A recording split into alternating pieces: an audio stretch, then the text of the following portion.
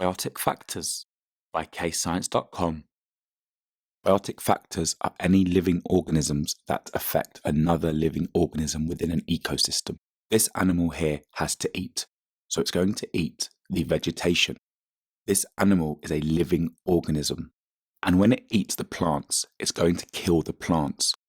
Therefore, it is a biotic factor that has affected the plants within this ecosystem. Pathogens are another example of a biotic factor, as they are living organisms that affect other organisms within an ecosystem. In this case here, the pathogen will kill the plant vegetation. So if there is therefore no food for the animal, that means a lack of living organisms will affect the animal. If there is no food, that means that is a biotic factor affecting the animal. Another biotic relationship that exists within an ecosystem is the predator-prey relationship. In this example, the caterpillar is the prey and the bird is the predator. So as the bird is a living organism and it eats the caterpillar, it is a biotic factor that is affecting the numbers of caterpillars within that ecosystem.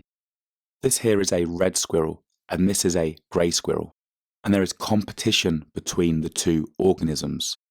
The red and grey squirrel are going to compete for food, they're going to compete for habitat, and they're going to compete for mates.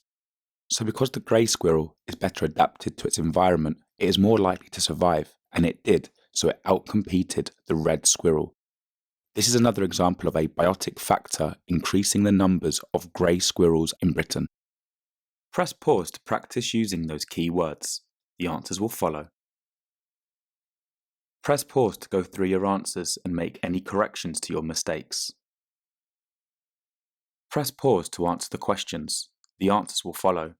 And if you're stuck, just re-watch the video. Press pause to go through your answers and make any corrections to your mistakes. Visit KayScience.com for more free videos, worksheets and quizzes at KayScience.com. And don't forget to like and subscribe.